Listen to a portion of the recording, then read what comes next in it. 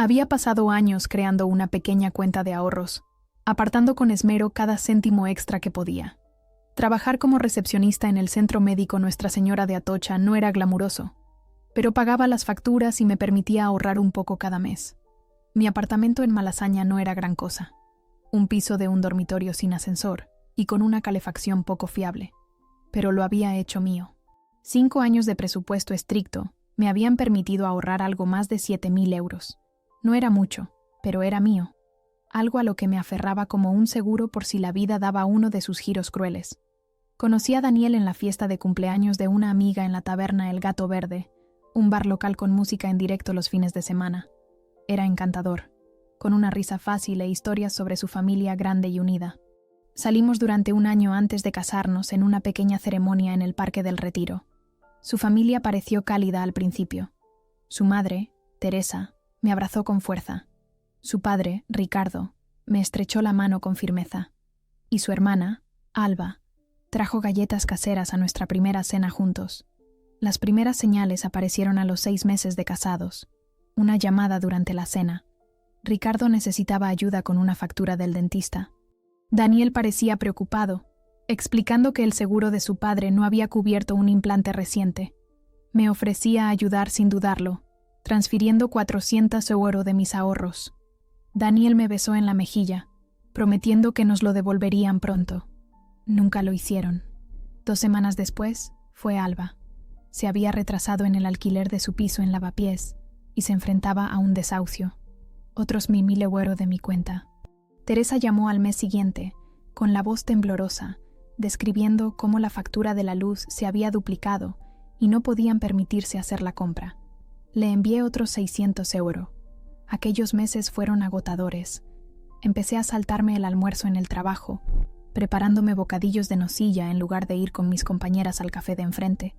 Caminaba los 3 kilómetros de vuelta a casa en lugar de coger el metro, incluso en el crudo invierno madrileño, cuando se me quedaban los dedos insensibles dentro de los guantes. Dejé de comprarme cosas para mí. No más libros de la Cuesta de Moyano. No más cafés con leche ocasionales en el café comercial.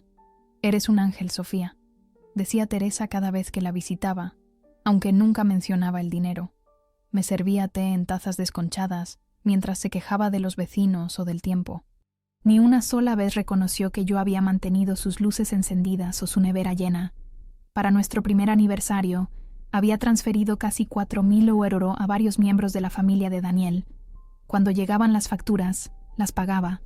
Cuando su familia llamaba, yo respondía, transfiriendo dinero como una banquera obediente. Daniel nunca se ofreció a devolvérmelo. Simplemente parecía aliviado, como si yo hubiera hecho lo que se esperaba. Seguí esperando que reconociera el peso que cargaba, el agotamiento detrás de mi sonrisa. Pero ese reconocimiento nunca llegó. En cambio, su familia se volvió más arrogante. Venían a cenar a nuestro piso de Malasaña y hacían comentarios sobre las cortinas, qué sosas, o la marca de mis productos de limpieza. Nosotros solo usamos marcas ecológicas. Teresa criticaba abiertamente mi cocina, diciendo que la pasta estaba demasiado hecha o el pollo muy seco. Se refería a nuestra casa como el piso de mi hijo, a pesar de que yo pagaba la mayor parte del alquiler. Este piso es demasiado pequeño para una familia que crece, anunció un domingo por la noche mientras terminábamos de cenar. Daniel se merece algo mejor que esto. Miré a mi marido, esperando que defendiera nuestro hogar, el hogar que yo mantenía mientras trabajaba a jornada completa y ayudaba a su familia. Él se quedó mirando su plato y no dijo nada. Me lo tragué todo, creyendo que la paciencia y la amabilidad acabarían siendo reconocidas. Me decía a mí misma que eso era lo que hacían las familias, apoyarse en los malos momentos. Mis propios padres habían fallecido hacía años y no tenía hermanos. Quizá esto era normal, y yo simplemente no estaba acostumbrada a las exigencias de la vida familiar. Pero las peticiones seguían llegando. Ricardo necesitaba más arreglos en la boca. El coche de Alba se estropeó. Teresa quería hacer un viaje para visitar a su hermana en La Mancha. Cada vez, abría mi cartera cada vez más vacía y daba lo que podía. Empecé a hacer turnos extra en el centro médico, trabajando fines de semana y festivos por el dinero extra. Vendí la pulsera de plata de mi abuela, la única reliquia que tenía, para cubrir la reparación del coche de Alba. Durante un raro momento a solas, intenté hablar con Daniel sobre la situación. ¿No crees que tu familia debería intentar devolver algo de lo que les hemos dado? Le pregunté con la mayor suavidad posible, mientras fregaba los platos después de otra cena familiar de la que se habían marchado pronto. El rostro de Daniel se endureció. Son familia, Sofía. Con la familia no se llevan las cuentas. No estoy llevando las cuentas, dije, con las manos sumergidas en agua jabonosa. Pero les hemos dado miles de euros. No podemos permitirnos ni arreglar nuestro propio grifo que gotea. Ellos me criaron, dijo, como si eso lo resolviera todo. Harían lo mismo por nosotros si lo necesitáramos. Pero yo no estaba tan segura. Cuando tuve la gripe el invierno pasado y no pude trabajar durante una semana, ninguno de ellos se ofreció a ayudar con la compra o las medicinas. Teresa había llamado, pero solo para preguntar si Daniel podía llevar a Ricardo a una cita con el médico, ya que yo estaba en casa sin hacer nada. Me equivoqué en tantas cosas.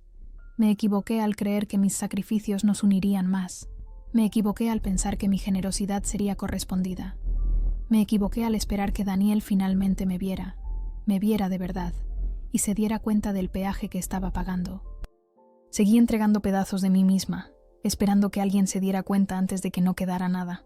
Fue un domingo por la noche a finales de octubre. Fuera, los plátanos de nuestra calle se habían teñido de brillantes tonos ocres y rojizos, sus hojas danzando en el viento frío antes de posarse en la acera. Dentro de nuestro piso, acababa de terminar el ritual de limpieza semanal, pasar la aspiradora, fregar los azulejos del baño y cambiar las sábanas. Me dolía el cuerpo por otro turno doble en el hospital, donde habíamos estado cortos de personal todo el fin de semana.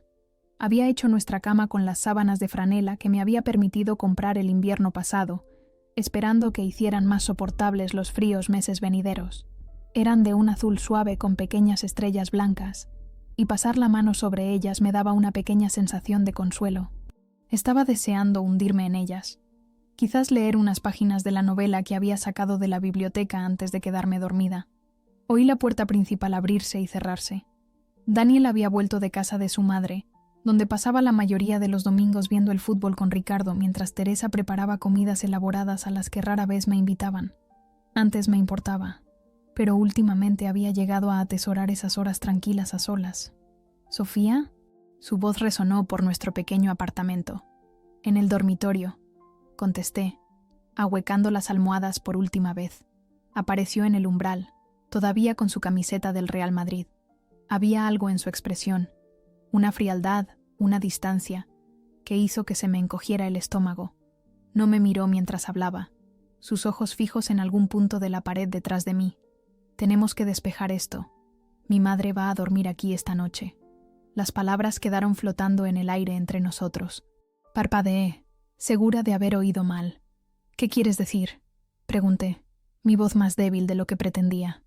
Mamá y papá han discutido. Necesita espacio esta noche.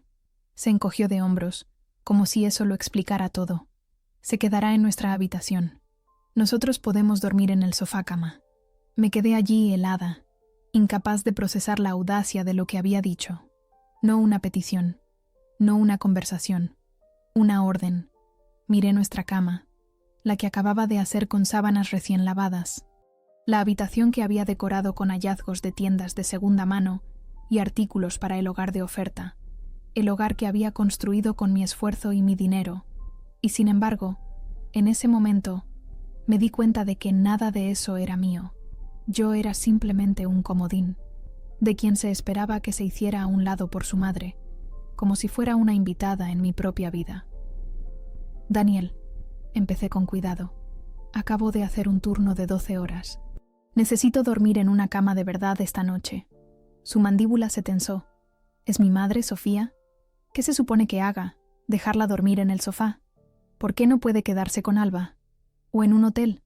Podríamos incluso pagarlo nosotros. La ironía de ofrecerme a pagar una habitación de hotel para Teresa, cuando yo, apenas podíamos pagar nuestro propio alquiler, no se me escapó. Esa no es la cuestión. Su voz se elevó ligeramente. Quiere quedarse aquí. Conmigo. No con nosotros. La distinción me atravesó como una cuchilla. Este también es mi hogar, dije en voz baja. Él me miró entonces, me miró de verdad, con una expresión que nunca había visto antes. No era ira ni frustración, era desdén, como si yo fuera un inconveniente que gestionar en lugar de una pareja a la que considerar. Solo por esta noche, dijo, dándose ya la vuelta. Voy a buscarla ahora. ¿Puedes preparar el sofá para nosotros? Nosotros. Él y yo dormiríamos en el sofá, apretujados en el colchón abultado, mientras Teresa se acostaría en nuestra cama, sobre sábanas que yo acababa de lavar, en una habitación que yo acababa de limpiar.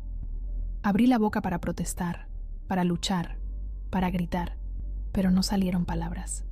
Asentí en silencio y fui al salón, sin llevar nada más que la ropa que llevaba puesta y el escozor en el pecho. Él no me siguió. No preguntó si estaba bien. Cogió las llaves del gancho junto a la puerta y se fue a recoger a su madre.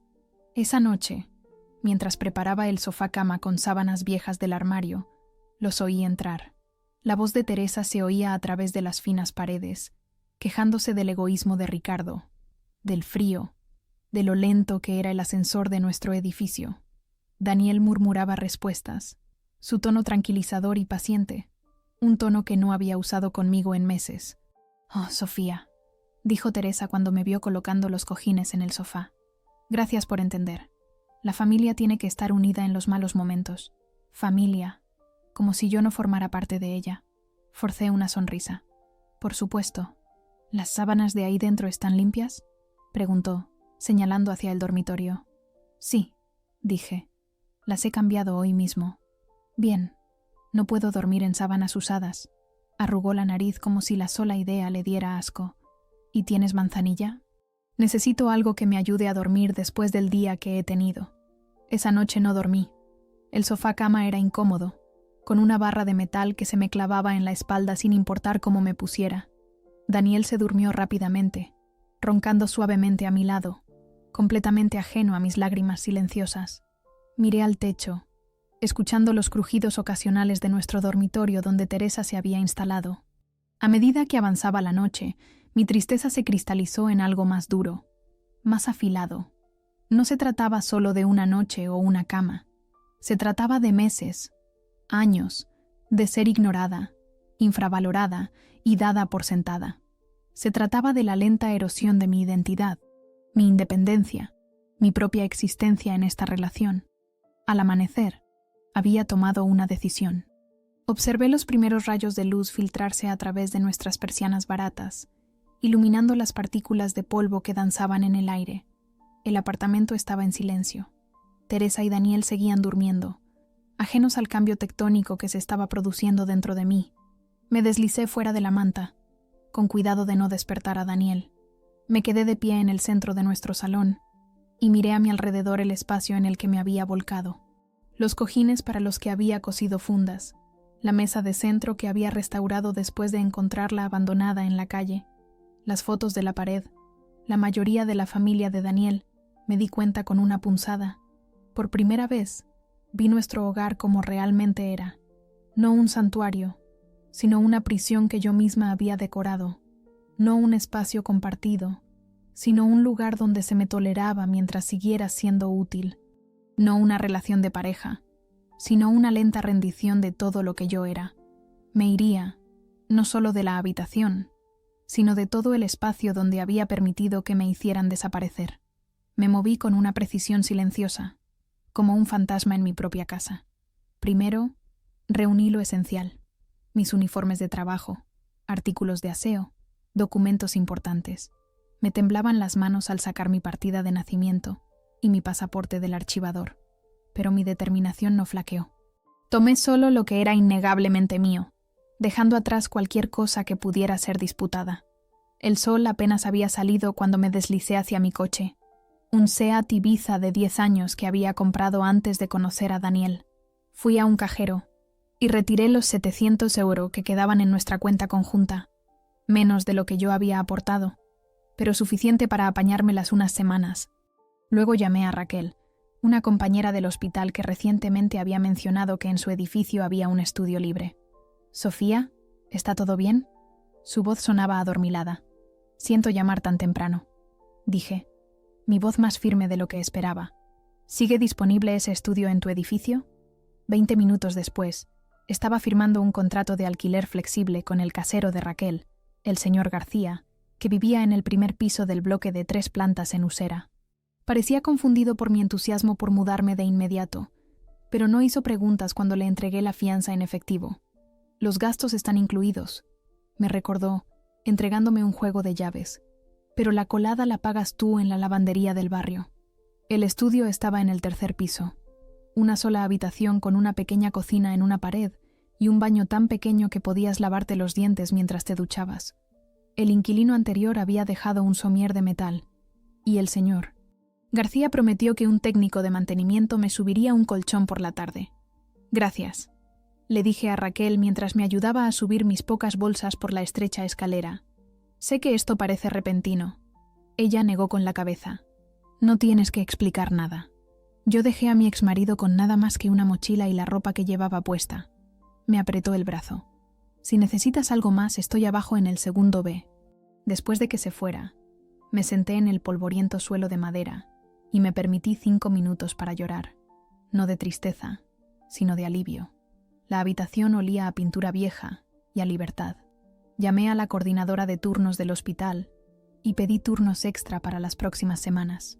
Luego llamé a mi banco y abrí una cuenta nueva, separada de la que compartía con Daniel. Hice una lista mental de todo lo que necesitaría para reconstruir: platos, toallas, una almohada, productos de limpieza, lo básico. Luego volví al apartamento. Calculé mi regreso con cuidado, llegando justo después de las 9:00 am, cuando sabía que Daniel se iría a su turno en la ferretería. Aparqué al final de la calle y esperé hasta ver su furgoneta alejarse. El coche de Teresa no estaba en el aparcamiento, así que supuse que se había ido a casa o estaba haciendo recados. Usé mi llave por última vez, entrando en el silencioso apartamento. Por un momento, me quedé allí, absorbiendo los sonidos y olores familiares, el zumbido de la nevera, el leve aroma del café que Daniel se había preparado antes de irse. Luego me puse a trabajar. Empaqué mis pertenencias de forma rápida pero metódica, doblando ropa en maletas, envolviendo fotos enmarcadas en toallas, desenchufando los electrodomésticos que había comprado con mi propio dinero, el microondas, la cafetera, la batidora amasadora para la que había ahorrado durante meses. Recogí cada rastro de mí misma del apartamento. En el baño, recogí mis medicamentos, maquillaje y el champú caro que me permitía una vez al mes.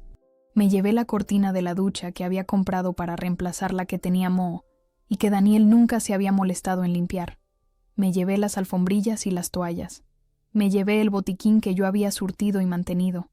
En la cocina, empaqué los platos que había heredado de mi abuela, platos blancos sencillos con un borde azul que Teresa una vez llamó básicos.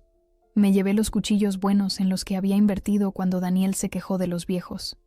Me llevé el especiero que había llenado con botes etiquetados con mi letra pulcra. Me llevé la colección de libros de cocina que había construido a lo largo de los años. Del salón, me llevé las mantas que había tejido a ganchillo durante los largos inviernos madrileños. Me llevé la lámpara vintage que había encontrado en un mercadillo en El Rastro y que yo misma había restaurado. Me llevé la pequeña acuarela del Parque del Retiro que le había comprado a un artista callejero en nuestro primer aniversario. No me llevé los muebles que Daniel había traído a nuestra relación, su sofá hundido, su escritorio de aglomerado, su mueble de televisión. Pero sí me llevé los componentes que yo había comprado: la televisión, la barra de sonido, la videoconsola que le había regalado por su cumpleaños. Trabajé en silencio, eficientemente, como si estuviera haciendo la maleta para una mudanza largamente planeada en lugar de una huida. No había rabia en mis movimientos, ni deseo de destruir o castigar, solo la metódica recuperación de todo lo que había contribuido a una relación que había quitado mucho más de lo que había dado. Cuando el apartamento estuvo medio vacío, eché un último vistazo. Había dejado lo suficiente para que Daniel y su familia se las arreglaran. El somier y el colchón, la mesa del comedor, aunque no las sillas, los utensilios de cocina básicos. No intentaba dejarlos sin nada. Solo necesitaba irme con todo lo que era mío. No dejé una nota. No necesitaba explicarme. Los espacios vacíos que dejé atrás hablarían por sí solos. Hice 3 viajes entre el apartamento y mi nuevo estudio. colocando cuidadosamente mis posesiones en el pequeño espacio. A primera hora de la tarde, había creado una apariencia de hogar, mi ropa colgada en el armario, mis platos apilados en los armarios, mis libros alineados en el alféizar de la ventana. El colchón que el señor García había prometido fue entregado, y Raquel me había prestado un juego de sábanas hasta que pudiera comprar las mías. Me senté en el borde del colchón, el agotamiento finalmente alcanzándome. Mi teléfono había estado vibrando todo el día, primero con mensajes de Daniel preguntando dónde estaba, luego con llamadas cada vez más frenéticas cuando presumiblemente regresó a casa y encontró la mitad de nuestras posesiones desaparecidas. Lo apagué sin responder. Esa noche, caminé hasta la tienda de la esquina y compré una tarrina de helado, un lujo que no me había permitido en meses. Me lo comí directamente del envase mientras estaba sentada con las piernas cruzadas en mi colchón, viendo el atardecer a través de las ventanas sin cortinas. Por primera vez en años, no tenía que justificar mis elecciones ni considerar las preferencias o necesidades de otra persona. La simplicidad de aquello era abrumadora. Cuando cayó la noche, me acurruqué bajo las sábanas prestadas y dormí profundamente, sin sueños, sin interrupciones. Nadie me pidió que me moviera. Nadie criticó mis elecciones. Nadie ocupó el espacio que debería haber sido mío. Solo silencio.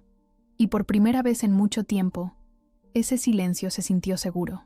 A la mañana siguiente, me desperté con la luz del sol entrando por las ventanas que aún no había cubierto. Por un momento, me sentí desorientada, confundida por el techo desconocido sobre mí. Luego recordé, este pequeño y vacío espacio era mío, todo mío. La comprensión trajo nuevas lágrimas a mis ojos, pero las aparté. Ya había llorado suficiente. Era hora de reconstruir en el silencio. La primera semana en mi estudio fue una lección de austeridad. Con solo 700 € a mi nombre y el alquiler ya pagado, tuve que estirar cada euro hasta el día de pago. Creé un presupuesto más estricto que cualquiera que hubiera hecho antes, asignando cantidades exactas para la compra, el abono transporte y las monedas para la lavandería. No quedaba nada para emergencias o comodidades, pero había libertad en la simplicidad. Mi nueva rutina tomó forma gradualmente. Me despertaba antes del amanecer, me duchaba rápidamente y caminaba hasta la parada de metro de Usera que me llevaba al hospital. Raquel ocasionalmente me ofrecía llevarme, pero en general prefería la soledad del transporte público.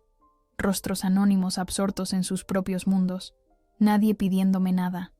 Mis turnos extra en el centro médico llenaban mis días y agotaban mi energía, pero cada nómina era solo mía. Nadie esperaba en casa con las manos extendidas, esperando que resolviera sus problemas financieros. Nadie se quejaba cuando me compraba un café de 2 € en mañanas particularmente agotadoras. Las pequeñas indulgencias que me permitía, un libro de bolsillo de una librería de segunda mano, una vela perfumada para el alféizar de mi ventana, venían sin culpa ni justificación. «Pareces diferente», comentó la doctora Chen, una de las médicas, durante un momento tranquilo en la recepción. Más relajada, de alguna manera. Sonreí, sorprendiéndome de lo genuina que se sentía. «Me he mudado a un sitio nuevo. Debe ser un buen cambio», dijo, firmando sus informes antes de pasar a su siguiente paciente. Fue un buen cambio, aunque no fácil. Mi estudio era espartano en el mejor de los casos. Un colchón en el suelo, una mesa plegable con una silla y una única lámpara que proyectaba largas sombras en las paredes por la noche. Usaba cajas de fruta como estanterías y colgaba mi ropa en un burro de metal en una esquina. El baño era apenas lo suficientemente grande como para dar la vuelta, y la presión de la ducha alternaba entre un chorrito y una manguera de bomberos dependiendo de la hora del día. Pero era mío, entera y completamente mío. Cada tarde, regresaba a mi tranquilo santuario, sin críticas sobre que la cena llegara tarde, sin exigencias de atención, dinero o trabajo emocional. Solo la rutina pacífica de prepararme una comida sencilla, leer unas páginas de un libro de la biblioteca y quedarme dormida con los sonidos lejanos de la ciudad fuera de mi ventana. Empecé a hacer inventario de mí misma, las partes que había entregado a lo largo de los años y las piezas que necesitaba recuperar. Me di cuenta de cuánto de mi identidad había estado envuelta en ser útil para Daniel y su familia. Sin sus constantes necesidades que satisfacer, ¿quién era yo? La respuesta llegó lentamente. en pequeños descubrimientos. Me gustaba la comida picante, algo de lo que Teresa siempre se había quejado. Disfrutaba de los podcasts de crímenes reales, que a Daniel le parecían perturbadores. Prefería dormir con la ventana entreabierta, incluso en invierno. Me gustaba levantarme temprano los domingos para pasear por el lago de la casa de campo, viendo a los patos deslizarse por el agua mientras tomaba café de un termo. Una mañana de noviembre particularmente fría, me encontré en el mercado de la cebada, curioseando. Una anciana que vendía bufandas tejidas a mano sonrió mientras yo toqueteaba la lana suave. «Esa azul te quedaría muy bien», dijo. «Resalta tus ojos». Dudé, mirando la etiqueta del precio. 20 euros. No era desorbitado, pero tampoco estaba en mi presupuesto. «Solo estoy mirando», dije, dejándola a regañadientes. «Te diré una cosa», ofreció. «Necesito que alguien vigile mi puesto mientras voy al baño. 10 minutos de tu tiempo por un descuento». Cuando volví a casa esa tarde, colgué la bufanda azul en un clavo junto a la puerta. Mi primera decoración, mi primera compra no esencial. Cada vez que la miraba, sentía una pequeña oleada de orgullo. No porque fuera cara o impresionante, sino porque representaba una elección que había hecho únicamente para mí. El ajuste más difícil no fue el espacio más pequeño o el presupuesto ajustado, fue aprender a confiar de nuevo en mi propio juicio. Había pasado tanto tiempo cediendo a las preferencias de Daniel, disculpándome por mis opiniones y dudando de mis instintos, que tomar decisiones era como ejercitar un músculo atrofiado. ¿Debería pintar la pared del baño? ¿Qué marca de café prefería realmente? ¿Me gustaba de verdad esa película? ¿O simplemente me había convencido de que sí, porque a Daniel le encantaba? Algunas preguntas no tenían respuestas inmediatas. Esas las escribí en un pequeño cuaderno que guardaba junto a mi colchón, dándome permiso para descubrir las respuestas gradualmente. Otras preguntas parecían urgentes y exigían atención inmediata. ¿Seguía casada? ¿Pediría el divorcio? ¿Debería volver a usar mi apellido de soltera, Jiménez? Para estas, busqué orientación profesional. El centro cívico cerca de mi estudio ofrecía consultas legales gratuitas los martes por la tarde. Una abogada de rostro amable llamada María me ayudó a entender mis opciones. «Tienes derecho a la mitad de todos los bienes gananciales», explicó, incluyendo sus planes de pensiones y cualquier propiedad adquirida durante el matrimonio. Negué con la cabeza. «No quiero nada de él, solo quiero separarme legalmente». María frunció el ceño, tomando notas en su blog. «Es tu elección, pero has contribuido económicamente a este matrimonio. Mereces tu parte justa». «Lo que merezco es paz», respondí, sorprendida por mi propia certeza. Luchar por dinero o posesiones solo me mantendría atada a él. Ella asintió lentamente, con comprensión en sus ojos. «Entonces centrémonos en que sea una ruptura lo más limpia posible». Salí con los papeles para un divorcio de mutuo acuerdo y la recomendación de una terapeuta que trabajaba con tarifa social. El sobre de Manila se sentía pesado en mis manos, la manifestación física de un final que nunca había previsto cuando caminé por ese corto pasillo en el Parque del Retiro 2 años atrás. De vuelta en mi estudio, coloqué el sobre en mi mesa plegable y lo miré durante mucho tiempo. Había tristeza, sí, pero era el dolor silencioso de reconocer una verdad que había sabido durante meses. Mi matrimonio había estado muerto mucho antes de que yo dejara ese apartamento.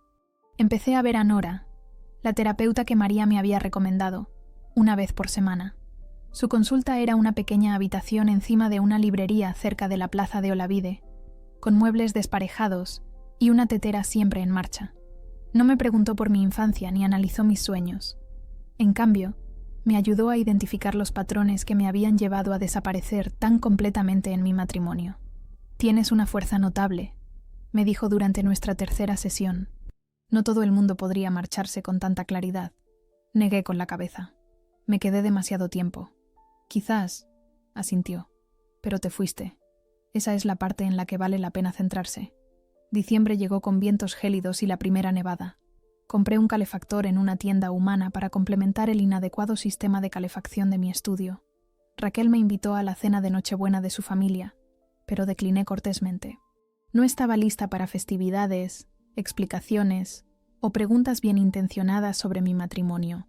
En cambio, pasé la Nochebuena sola en mi estudio, viendo cómo la nieve se acumulaba en el alféizar de mi ventana.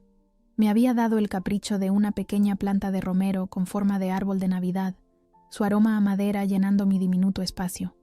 Me preparé un chocolate caliente y me envolví en una colcha que había encontrado en un rastro. Por primera vez en años, no me sentí sola en mi soledad. Había paz en la quietud, sanación en la calma. Estaba aprendiendo que estar sola no era lo mismo que sentirse sola. A veces, era simplemente ser libre. Enero trajo un nuevo comienzo, un nuevo año, una nueva categoría fiscal gracias a mis horas extra y un sofá nuevo que había encontrado en liquidación en IKEA. Los papeles del divorcio estaban firmados y listos para presentarse en mi mesa plegable, una tarea que me había prometido completar antes de fin de mes. Había logrado evitar cualquier contacto con Daniel durante casi 3 meses, cambiando mi número de teléfono y mi dirección de correo electrónico para crear una ruptura limpia. Mi estrategia funcionó hasta el segundo martes del mes. Estaba terminando mi turno en el hospital, organizando el calendario de citas del día siguiente, cuando sentí una presencia en el mostrador de recepción. Al levantar la vista, me encontré cara a cara con Daniel. Parecía más delgado. Su rostro habitualmente bien afeitado, ahora lucía una barba irregular.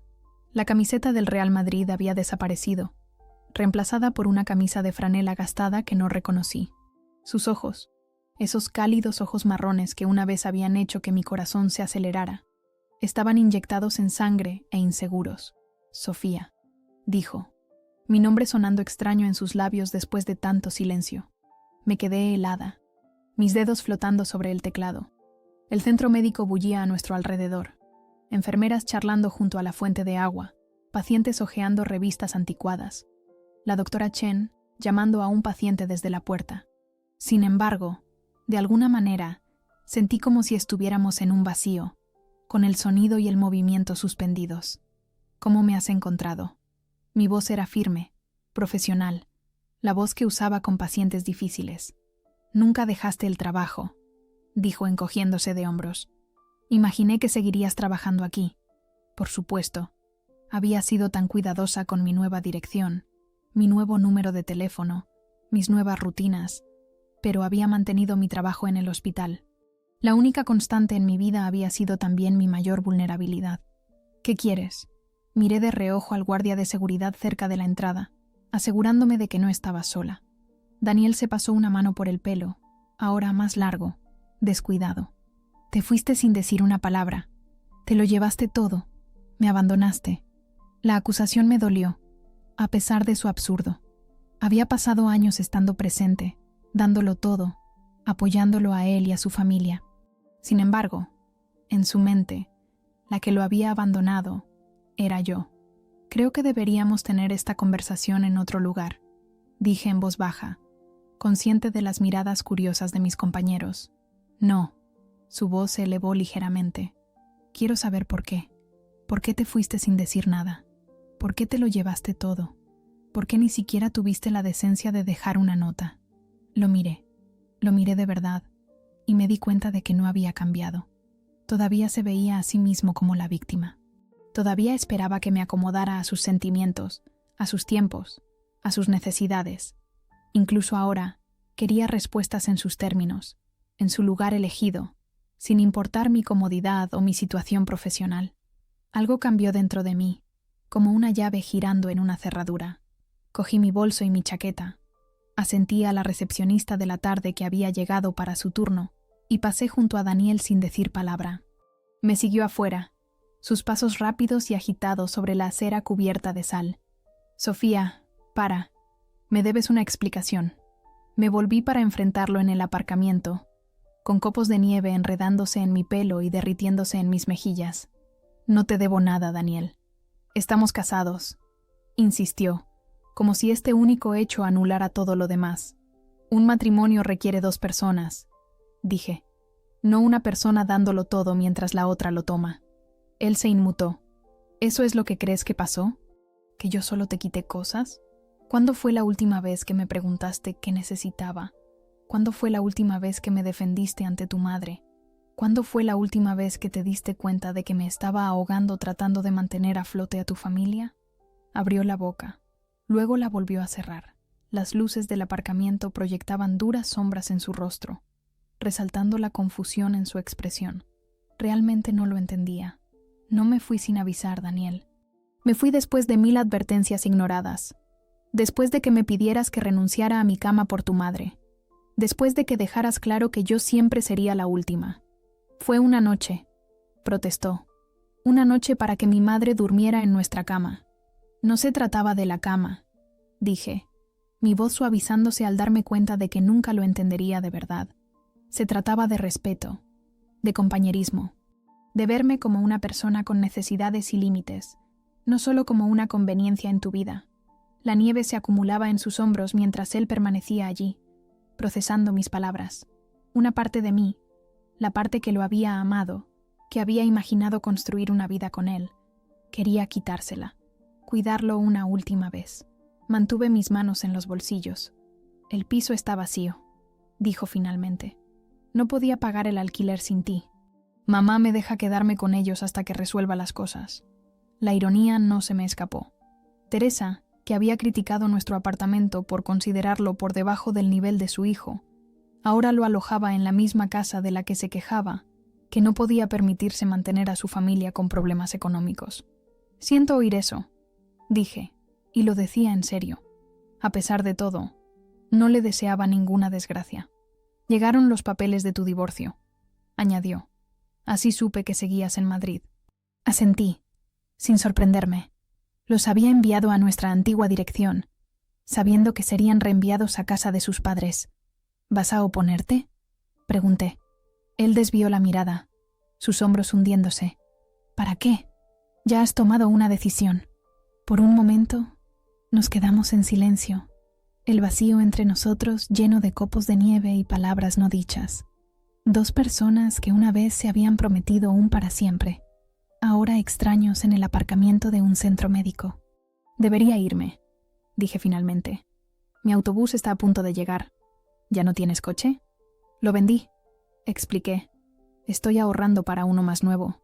Él asintió, como si este detalle mundano de alguna manera diera sentido a todo lo demás. ¿Puedo llamarte alguna vez? Quizás podríamos hablar más cuando no estés trabajando. No, dije con suavidad pero con firmeza. Creo que es mejor que no lo hagamos. El destello de dolor en sus ojos fue genuino, y por un momento, casi vacilé. Luego recordé la sensación de vacío en mi pecho cuando había despreciado mis necesidades, la lenta erosión de mi autoestima bajo la constante crítica de su familia, el alivio que había sentido al despertar sola en mi diminuto estudio. Adiós, Daniel, dije, girándome hacia la parada del autobús. No intentó detenerme.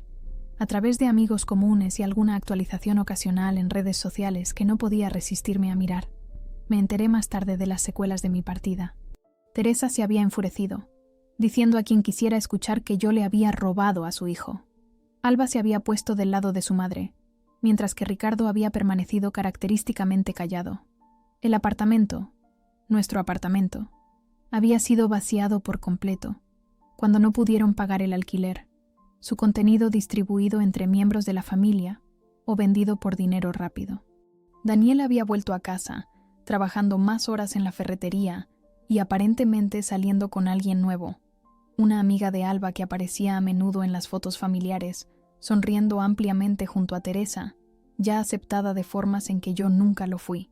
Esperaba, con cierta generosidad, que él fuera diferente con ella, que quizás el shock de mi partida le hubiera enseñado algo sobre el compañerismo y el respeto, pero lo dudaba. Algunas lecciones llegan demasiado tarde, si es que llegan. Mi propia vida continuó hacia adelante. El divorcio se finalizó en marzo, un proceso sorprendentemente simple, dada nuestra falta de bienes conjuntos, y el desinterés de Daniel en impugnar nada. Recuperé mi apellido de soltera, Sofía Jiménez, y actualicé mi DNI y mi tarjeta de identificación del trabajo, las nuevas tarjetas como símbolo de mi nuevo comienzo. Nora me ayudó a procesar las complicadas emociones que siguieron. No arrepentimiento. Nunca me arrepentí de haberme ido, sino duelo por la relación que había querido, por el hombre que había pensado que Daniel podría ser, por los años que había pasado tratando de ganar un amor que debería haberse dado libremente. Tienes permitido llorar por lo que esperabas. me recordó durante una sesión particularmente difícil, incluso mientras celebras tu decisión de marcharte. La primavera llegó a Madrid con su característica imprevisibilidad. Sol cálido un día, lluvia helada al siguiente. Los almendros florecieron a lo largo del Paseo del Prado, sus delicados pétalos rosados un recordatorio de que la belleza a menudo emerge después de los inviernos más duros. Planté hierbas en el alféizar de mi ventana, albahaca, menta, cebollino, pequeñas afirmaciones verdes de que estaba echando raíces de nuevo. Abrí una cuenta de ahorros en un banco nuevo, apartando una pequeña cantidad de cada nómina, no para emergencias esta vez, sino para posibilidades.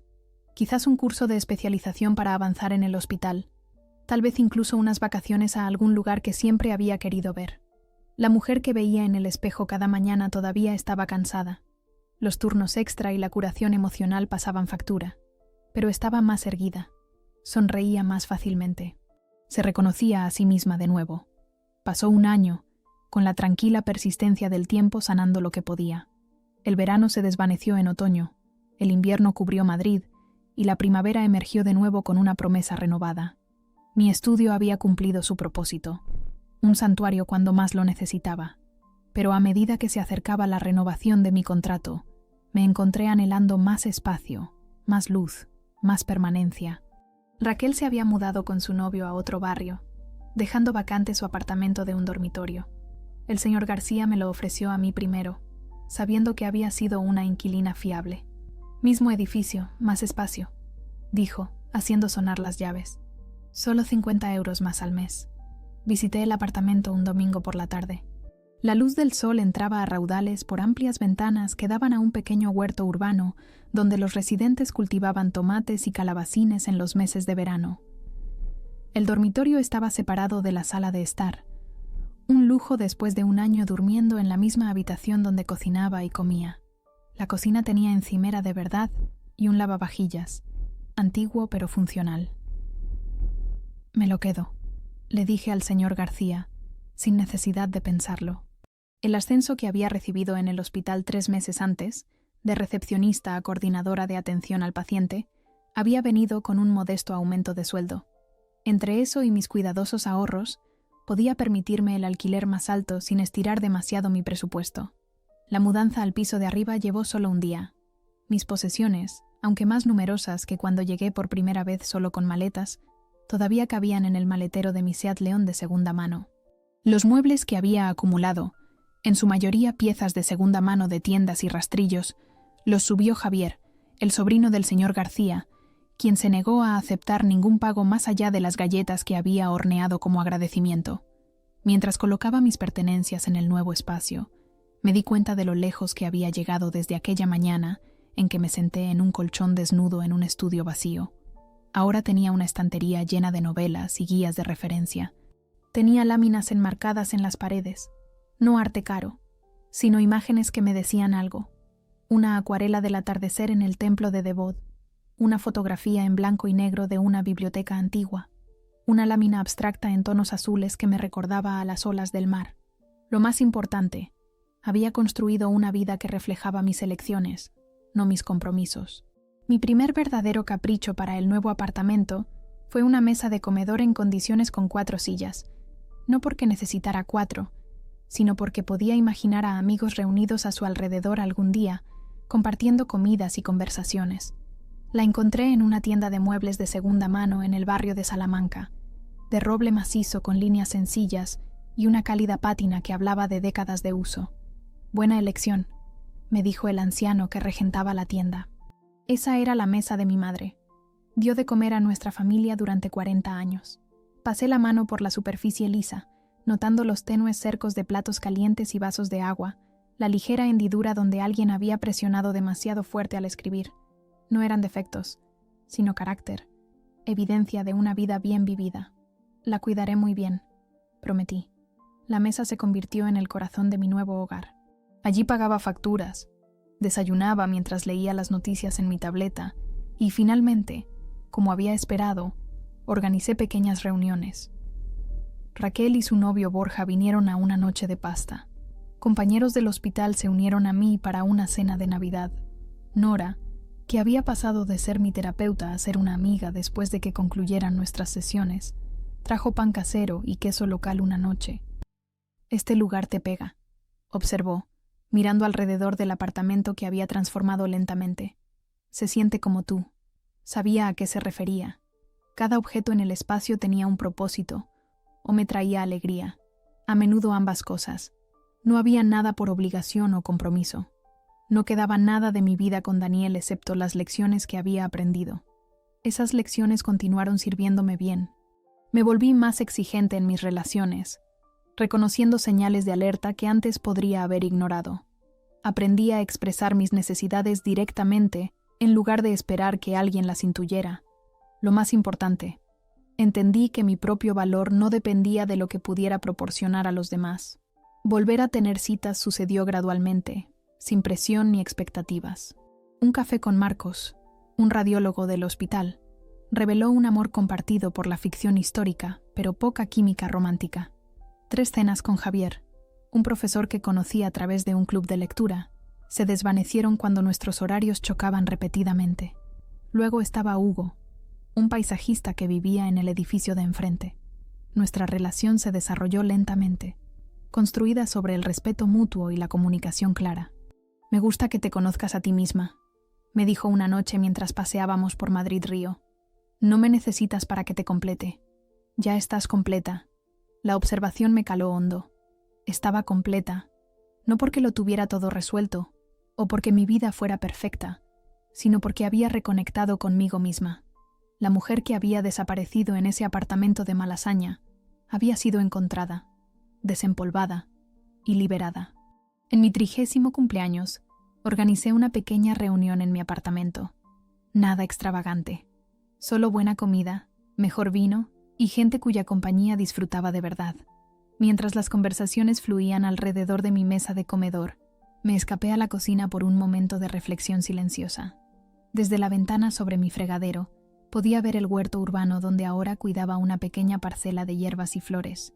Más allá, el perfil de Madrid brillaba en la distancia, familiar pero todavía capaz de quitarme el aliento en momentos inesperados.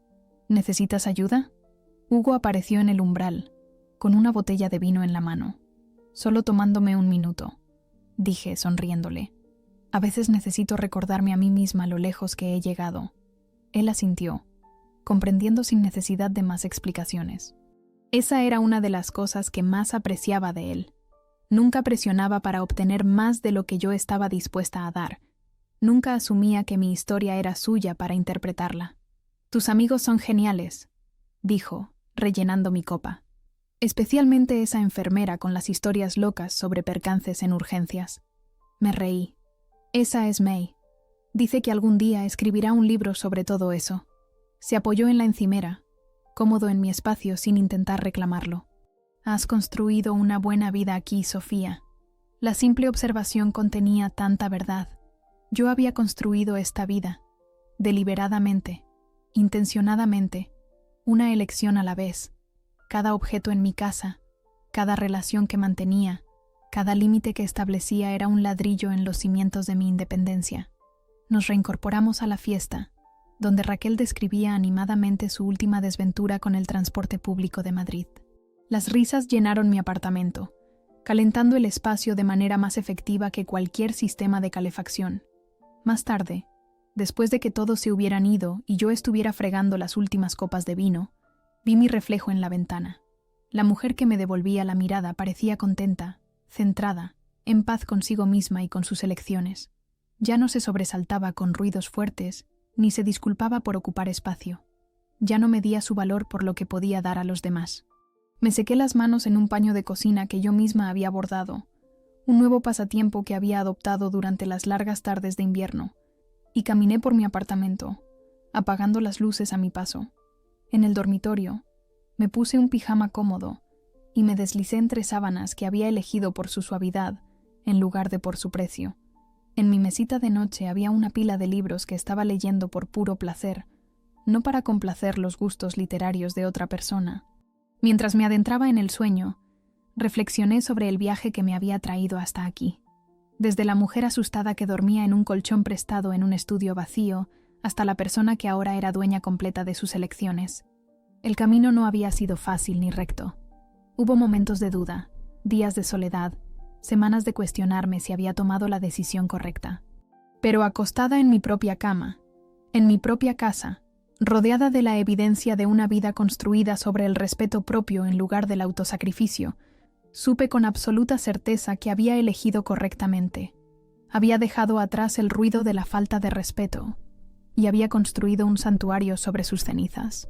Había aprendido que el amor sin respeto no es amor, es control. Y cuando cerraba los ojos cada noche, lo hacía sabiendo que nunca más me pedirían que cediera mi espacio. Porque ahora ya no esperaba que alguien me hiciera sitio. Había creado un mundo donde no necesitaba pedirlo. Pertenecía, completamente.